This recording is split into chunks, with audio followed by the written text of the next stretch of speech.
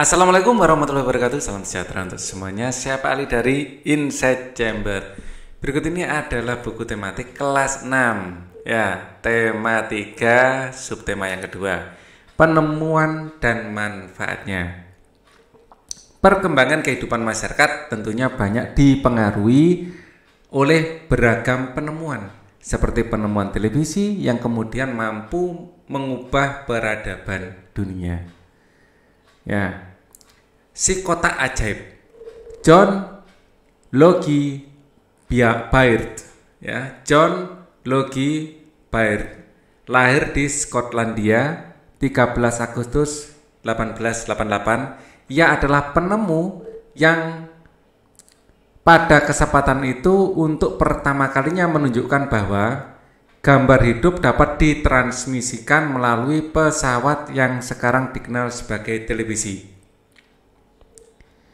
Baird mendemonstrasikan televisi di depan para bapak-bapak dan ibu-ibu di Royal Institute London untuk pertama kalinya pada tahun 1925. Seiring dengan perkembangan teknologi, lalu televisi kemudian terus berkembang hingga menjadi semakin canggih seperti saat ini. Prinsip kerja televisi secara umum adalah mengubah sinyal elektronik dan magnetik menjadi gambar dan suara. Sinyal tersebut berupa gelombang elektromagnetik, yaitu gelombang yang terdiri atas medan magnet dan medan listrik. Jadi gelombang elektromagnetik itu gelombang perpaduan antara magnet dan listrik, ya. Gelombang elektromagnetik ini, gelombang elektromagnetik terdiri dari magnet dan listrik, ya. Jadi ada medan magnet yang menjalar diikuti medan listrik pada saat yang sama, menjalar secara tegak lurus, ya, seperti ini. Ya, ini sumbu tegaknya itu yang berdiri, yang merah ini sumbu tegaknya, ya. Yang ke samping ini adalah sumbu ke sampingnya, ya. Jadi secara tegak lurus, ya. Oke. Nah, gelombang elektromagnet dapat merambat, dipantulkan dan dibiaskan tanpa media perantara, ya. Artinya bisa melewati ruang hampa. Gambar yang kita lihat pada layar televisi adalah hasil dari sebuah kamera. Pada awalnya objek gambar yang ditangkap kamera. Jadi ada gambar, misalnya gambar pohon, ditangkap oleh kamera. Ditangkap oleh kamera, ya, tek menangkap gambar pohon. Ya, misalnya pohon cemara, ya. Gambar pada layar adalah hasil produksi sebuah kamera. Pada awalnya objek gambar ditangkap kamera akan dirubah menjadi sinyal atau gelombang elektromagnetik. Nanti ini akan diproses, ya, dirubah menjadi sinyal atau gelombang elektromagnetik. Ya, ini diproses. Lalu hasil pemrosesan ini dipancarkan sampai ke antena rumah kita. Ya, sampai ke antena rumah kita. Nah, di sini ada antenanya, ditangkap. Ya, gelombang ini ditangkap ke pesawat penerima televisi. Di rumah kita ada televisi, ya. Di dalam rumah kita ada televisi. Ya, televisi ini disalurkan ke anten dan ke listrik tentu saja, ya. Nah, sinyal tersebut ditransmisikan pemancar ke pesawat penerima televisi. Pesawat televisi akan mengubah sinyal yang diterima kembali menjadi objek gambar, kembali menjadi objek pohon di sini. Jadi apa yang disyuting di sini diproses dulu, ya, kemudian dipancarkan, masuk, kita bisa melihat pohon ini dari jauh. Ya. Pesawat televisi akan mengubah sinyal yang diterima menjadi objek gambar yang utuh sesuai dengan objek yang ditransmisikan dalam bentuk hitam putih atau berwarna. Ya, kita bisa pertandingan sepak bola disyuting, ditransmisikan, diterima, bisa kita lihat dari rumah. Jadi televisi adalah sebuah media telekomunikasi yang berfungsi sebagai penerima siaran gambar bergerak beserta suara. Kita mengenalnya sebagai istilah audiovisual. Audio ini suara, visual ini adalah gambar. Ya, media penerima siaran audio visual. Kata televisi merupakan gabungan dari kata tele yang artinya jauh dan kata visio yang artinya penglihatan jauh. Sehingga televisi dapat diartikan sebagai alat komunikasi jarak jauh yang menggunakan media visual atau penglihatan. Ya, alat komunikasi jarak jauh yang menggunakan media visual atau penglihatan. Penemuan televisi juga dikategorikan sebagai penemuan besar yang mampu mengubah peradaban dunia. Jadi ada listrik tadi ya, terus ada basket, permainan basket, terus ada berikutnya ada penemuan roda, sekarang televisi. Baca kembali teks tersebut dengan teliti, tuliskan informasi penting dalam setiap paragraf dalam diagram tersebut. Ya, teks ini merupakan kategori teks yang ilmiah. Ya, kita sudah pelajari sebelumnya. Ya, teks eksplanasi ilmiah. Ya, ini terdiri dari 3 segmen. Ada saya besarkan biar enak melihatnya. Nah, eksplanasi ilmiah ada 3 segmen. Nanti ada pernyataan umum atau pembukaan, terus deretan penjelasan isi dan penutup atau kesimpulan. Ya, 3 segmen ini. Kita kembali ke sini lagi, ya. Apa namanya? Teks, ya, eksplanasi ilmiah. Explain bahasa Inggris artinya menjelaskan, ya, ilmiah secara ilmiah. Topik masalah adalah ditemukannya televisi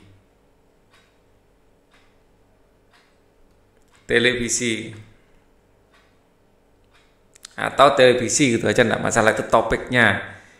Deretan penjelas di sini ada banyak paragraf yang terlibat, ya. Jadi paragraf 2 deret penjelas. Jadi bukan hanya paragraf kedua yang menjadi deret penjelas, ada paragraf kedua ini adalah prinsip kerja dari. Memang ada 2-3 paragraf aja ya.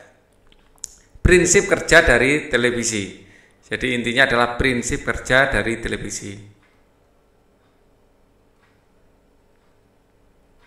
Dari televisi atau prinsip kerja televisi gitu aja lebih efektif. Ya. Di sini ada juga kamera, pada intinya ya, kamera menangkap gambar.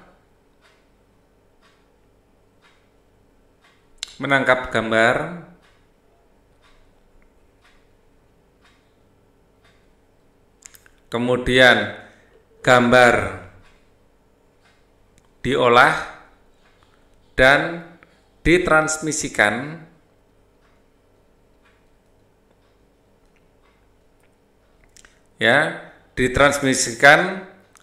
melalui dengan gelombang elektromagnetik. Dengan gelombang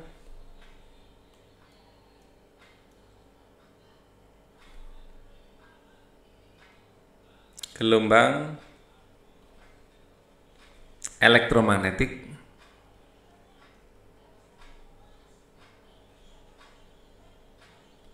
Ya, kemudian televisi di rumah memiliki antena yang menangkap televisi di rumah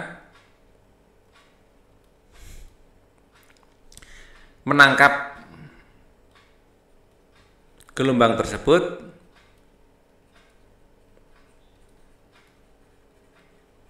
dan merubahnya kembali menjadi gambar.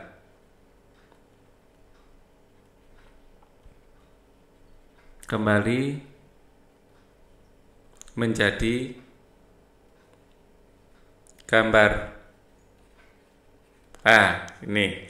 Paragraf keempat berisi kesimpulan atau pendapat pribadi dari penulis. Ya. Penemuan televisi juga dikategorikan sebagai penemuan besar yang mampu mengubah peradaban dunia. Penemuan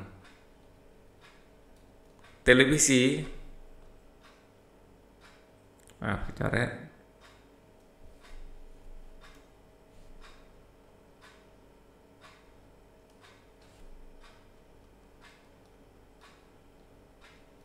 penemuan televisi mampu ya termasuk dikategorikan sebagai penemuan besar yang mampu mengubah peradaban dunia adalah penemuan besar yang mampu mengubah peradaban dunia. Nah, sekarang yang terakhir penemuan yang bisa merubah peradaban dunia adalah ditemukannya internet sekarang ini. Perhatikan penggalan-penggalan kalimat yang bercetak miring pada teks tersebut. Tuliskan pada kolom berikut untuk didiskusikan pada pembelajaran berikutnya. Kalimat bercetak miring tidak efektif. Nomor 1, kita lihat kalimat yang bercetak miring. Ya, penemu yang pada kesempatan itu untuk pertama kalinya. Ia adalah penemu yang pada kesempatan itu untuk pertama kalinya. Ya. Penemu yang pada kesempatan itu ya, untuk pertama kalinya.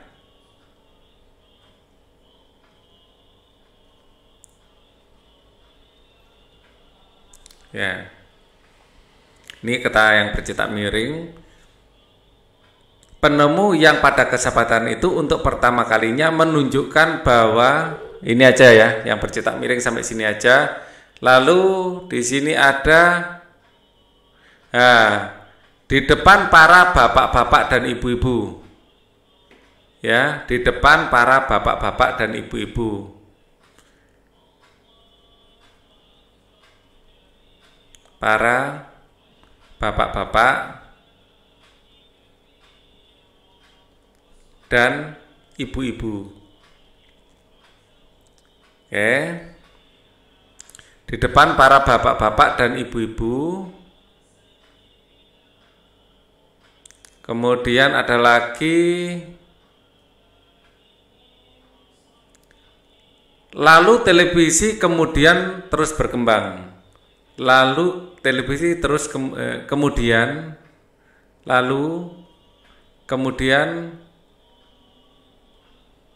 televisi terus berkembang.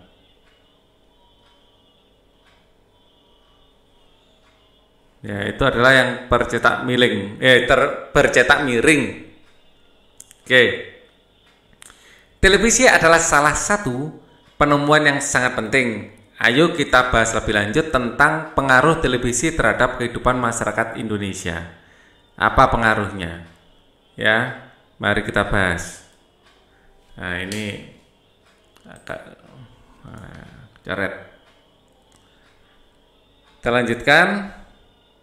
Seiring dengan perkembangan teknologi saat ini, terdapat banyak stasiun televisi yang menayangkan berbagai acara setiap hari, bahkan hampir selama 24 jam penuh. Ya. Jenis acara yang ditayangkan sangat beragam, seperti berita, film anak-anak maupun film dewasa, talk show, sinetron, dan acara hiburan lainnya. Bagaimana kalian menyikapi hal tersebut? Ya, tayangan yang baik kita ikuti ya, informasi yang buruk ya kita hindari. Ya, bagaimana kita menyikapi hal tersebut? Di sini kita harus melihat tayangan sesuai dengan usia. Ya, kita harus melihat tayangan sesuai dengan usia. Jadi di awal film biasanya dikasih penjelasan cocok untuk usia berapa, 13 tahun ke atas atau untuk semua umur atau 17 tahun ke atas. Nah, ini ada keterangannya. Kalian tidak boleh melihat film yang tidak diperuntukkan untuk kalian, ya. Dampak positif dan dampak negatif televisi terhadap kehidupan masyarakat. Dampak positifnya adalah ya, televisi adalah sumber informasi. Ya, televisi adalah sumber informasi. Ya, dampak positif televisi adalah sumber informasi. Ya, yang murah dan canggih ya, yang terjangkau. Ya. Kemudian dampak negatifnya ya, kemungkinan ada tayangan yang tidak sesuai dengan usia. Kemungkinan ada tayangan yang tidak sesuai dengan usia. Ya, kalau nggak sesuai dengan usia, jangan dilihat. Oke. Diskusikan hal tersebut bersama teman dan tuliskan hasilnya dalam diagram berikut. Pengaruh televisi terhadap kehidupan masyarakat di lingkunganku. Ya, pengaruh positif, pengaruh negatif, beragam informasi dari televisi. Ya, untuk pendidikan, untuk ilmu pengetahuan, ya, informasi ada film, ada sinetron. Sekarang ini ada pelajaran, ya, belajar dari rumah. Ya, macam-macam informasi. Ya, pengaruh positifnya adalah kita mendapatkan banyak informasi,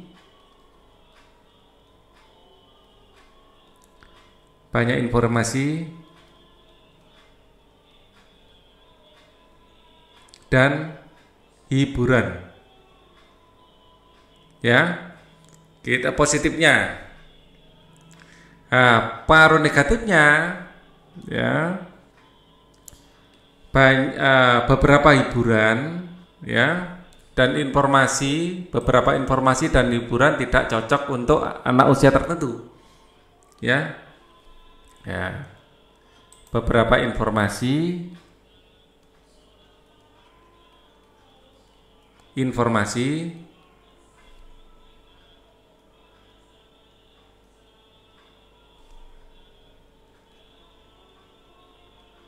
dan hiburan tidak cocok untuk usia tertentu. Ya. Kalau ilmu pengetahuan, ya, ada pengaruh positifnya adalah banyak ilmu yang bisa kita dapatkan dari televisi. Ilmu bisa kita dapatkan dari televisi.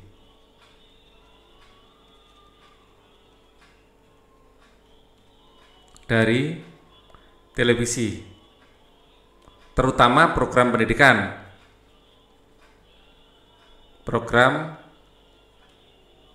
pendidikan. Ya. Tapi beberapa tayangan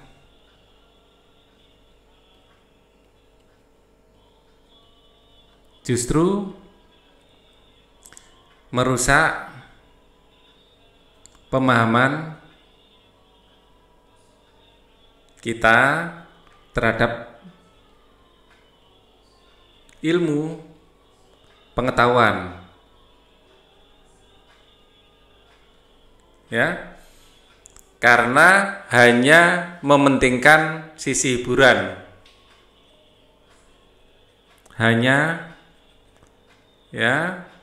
Mementingkan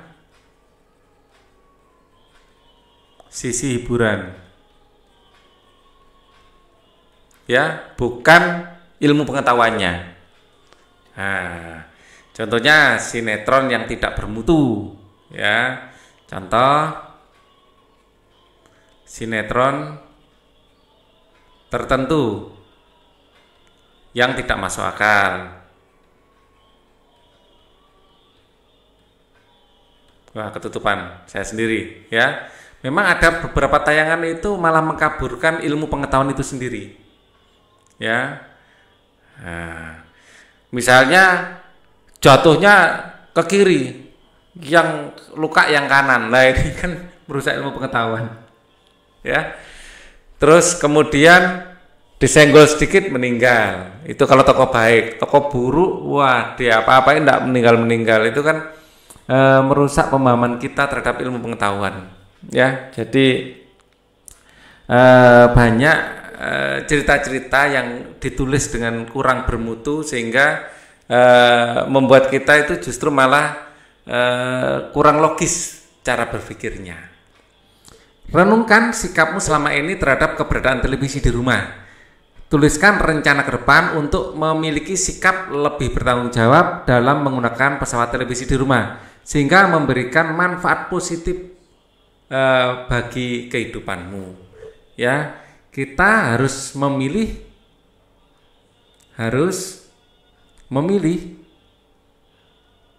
dan memilah dan memilih, cocoknya ya, memilah dan memilih tayangan yang sesuai dengan usia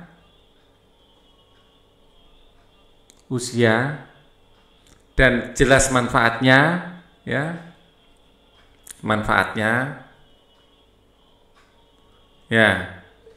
dan jelas manfaatnya. Sesekali kita bolehlah hiburan, ya, jangan hanya mengejar hiburan, ya, jangan hanya tayangan hiburan yang dilihat.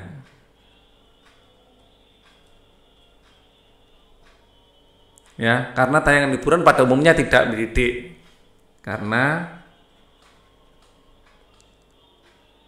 kebanyakan tidak mendidik.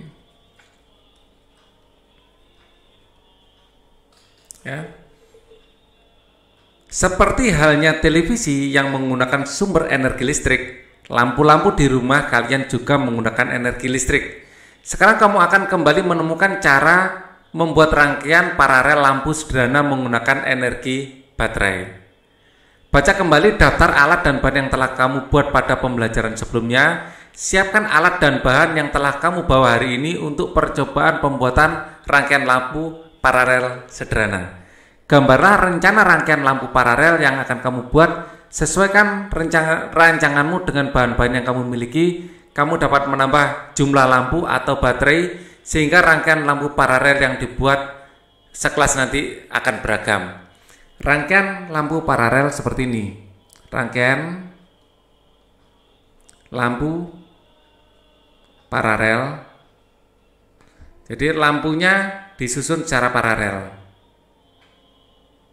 Ya. Misalnya ada 3 lampu, mau saya susun secara paralel. Ya. Nah, di sini dihubungkan dengan kabel, ya. Di sini dihubungkan dengan kabel, ya. Wow, ini keliru. Yang bagian kedua harusnya di bagian sininya, ya, bagian sininya, baru dihubungkan dengan baterai. Ini adalah rangkaian lampu paralel. Kemudian bisa juga baterainya yang paralel. Nah, ini sudah ada. Ya, ini adalah rangkaian seri. Ini adalah rangkaian paralel. Berbeda dengan rangkaian seri yang disusun sebaris, rangkaian paralel adalah rangkaian listrik yang disusun berderet. Ya, di mana masing-masing lampu memiliki rangkaian tersendiri yang terhubung pada sumber energi. Karena itu apabila satu atau lebih komponen yang rusak atau dicabut, maka komponen yang lainnya tetap akan berfungsi tanpa gangguan sama sekali. Ya, rangkaian seri kalau ini di off kan, ya, maka semua lampu akan mati. Ya, kalau ini misalnya ini di off kan, hanya yang atas yang mati, yang bawah tetap menyala. Itu kelebihan dari paralel dibanding seri. Ya, tapi memang semua rangkaian ada keuntungan dan kerugiannya masing-masing. Jadi kita memasangnya harus sesuai dengan kebutuhan. Gambar rancangan lampu paralel sederhana. Tadi sudah saya gambar di sini. Ya, ini adalah rancangan lampu paralel sederhana. Ya, ini aja saya pindah ke bawah. Ternyata di bawah ditanyakan. Ya, ini gambarnya. Nah, rancangan ini dapat kita rubah menjadi sebuah skema, ya, dengan mengganti lampu dengan bentuk silang seperti ini. Ini adalah skemanya. Seperti ini. Baterai bisa dirubah menjadi seperti ini. Bagian yang panjang adalah yang positif, yang pendek yang negatif. Di sini yang ada kepalanya yang positif, yang enggak ada kepalanya yang negatif. Bedanya di situ. Dan lampunya digambar seperti ini aja. Ini adalah skema. Biar kita melihatnya lebih sederhana, gambarnya juga lebih mudah. Berikan rancanganmu kepada guru untuk diperiksa. Setelah disetujui guru, sekarang kamu dapat membuat rangkaian lampu paralel berdasarkan rancangan tersebut. Membuatnya sama dengan yang kiri ini. Ya. Dan ini dalam prakteknya bisa dimasukkan dalam fittingnya. Untuk panduan keselamatan kerja pada pembelajaran sebelumnya selama kamu melakukan percobaan, sekarang kamu akan menguji model lampu yang telah dibuat. Cermati pertanyaan berikut. Apakah lampu pada rangkaian paralel menyala dengan baik? Kalau semua kabel tersambung akan menyala dengan baik. Ya. Dan baterainya juga ada isinya. Jangan baterai kosong dan lampunya nggak putus, ya. Jika dibandingkan dengan terangnya lampu pada rangkaianmu dengan lampu milik teman yang lain, analisis penyebab perbedaan tersebut. Ya, biasanya ada jumlah baterai mempengaruhi. Baterai berpengaruh. Cara menyusun baterai juga pengaruh. Ya, menyusun baterai juga pengaruh.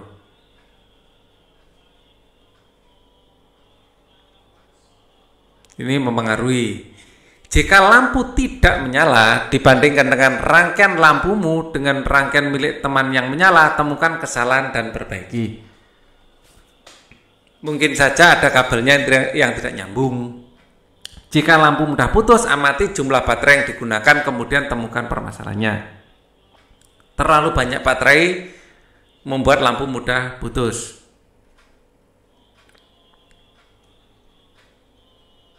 Baterai membuat lampu mudah putus. Terang tapi lampu mudah putus. Lampu mudah putus. Lanjutkan. Buatlah laporan dari percobaan membuat rangkaian paralel sederhana yang kamu lakukan. Nama percobaan rangkaian paralel sederhana. Tujuan percobaan membuat rangkaian paralel sederhana.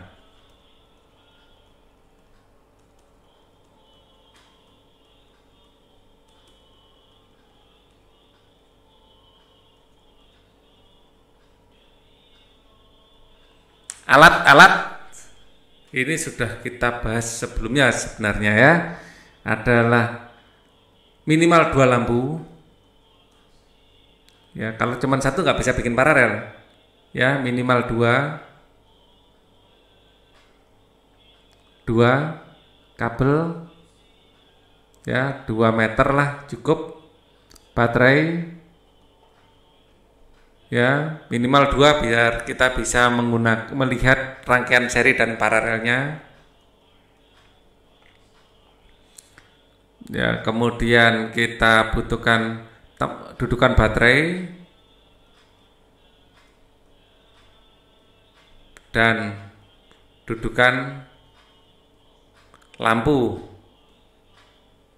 Ya, kita juga butuh gunting. Langkah kerja, rangkaikan peralatan seperti pada sketsa atau diagram.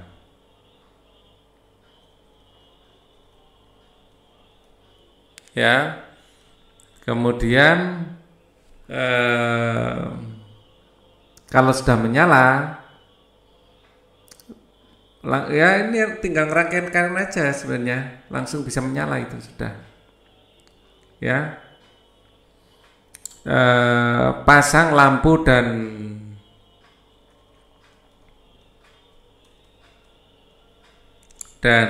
baterai. Pastikan lampu menyala.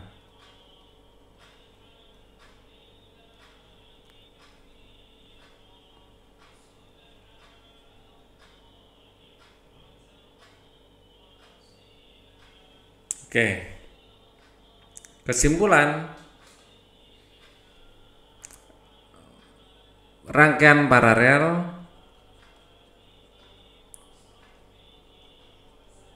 bisa digunakan dalam rangkaian listrik.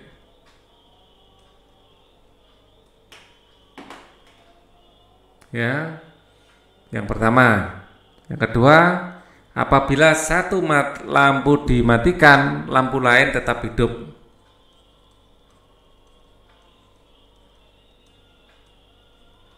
Dimatikan atau di-off-kan, ya, lampu lain masih tetap hidup.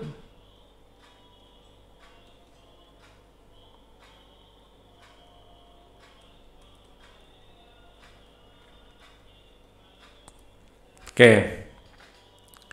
Diskusikan hasilnya dengan teman dan gurumu. Ayo renungkan. Setiap manusia diciptakan Tuhan dengan potensi atau bakat yang berbeda-beda. Salah satu cara mensyukuri potensi yang kita miliki adalah dengan cara mengembangkan secara maksimal agar dapat memberi manfaat untuk diri sendiri dan orang lain. Kerjasama dengan orang tua sebaiknya lebih cocok optimal ya, bukan maksimal. Kalau maksimal nanti ada bagian yang lain yang kurang pas nanti, ya, terlalu berlebih di satu hal. Bersama orang tuamu amati penemuan sederhana yang ada di sekitar rumahmu dengan melengkapi tabel berikut. Ya, nama penemuan, manfaat, penggunaan dalam kehidupan sehari-hari, kondisi yang akan terjadi jika penemuan tidak ada. 1. Penemuan smartphone.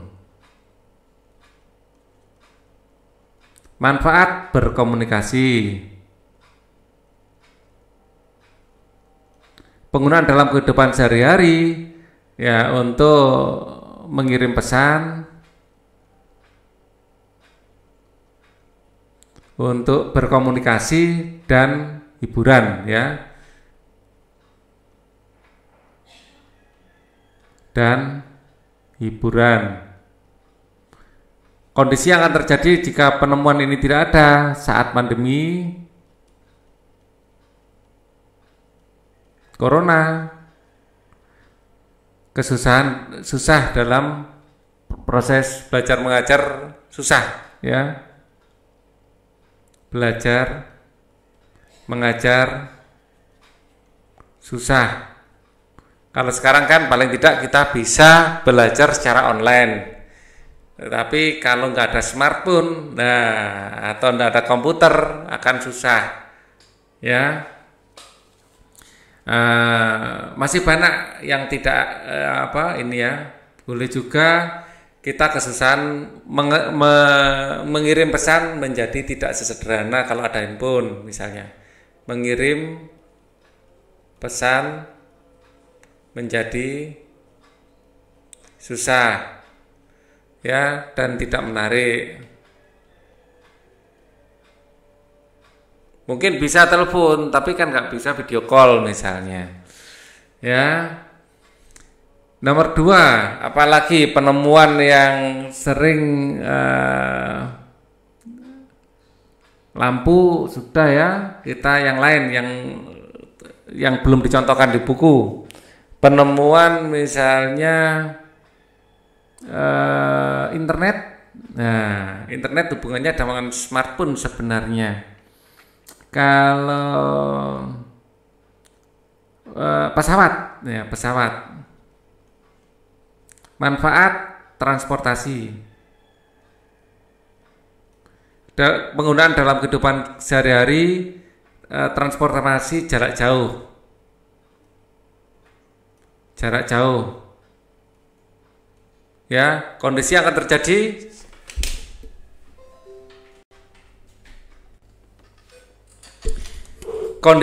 akan terjadi jika penemuan ini tidak pernah ada, ya.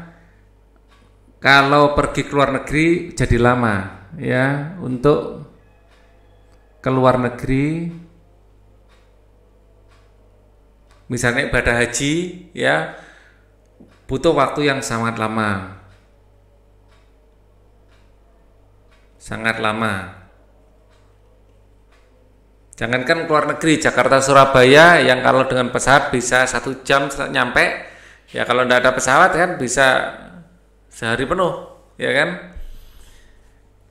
Nomor 3, pesawat terbang ini ya, terbang.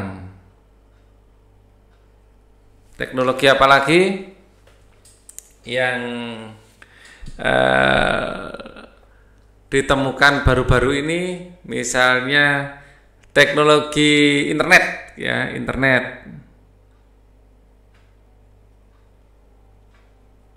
Ya, internet.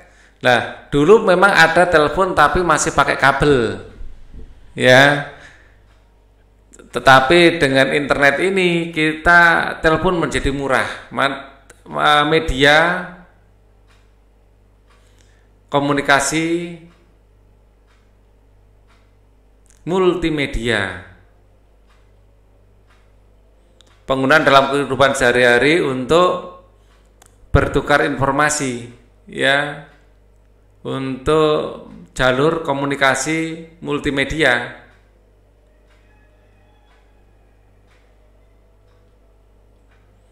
Bukannya metode komunikasi multimedia, ya, internet itu.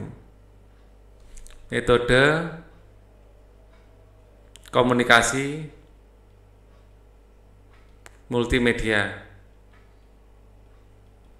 Kalau kondisi yang akan terjadi jika penemuan ini tidak akan ada sosial media misalnya. Akan ada sosial media.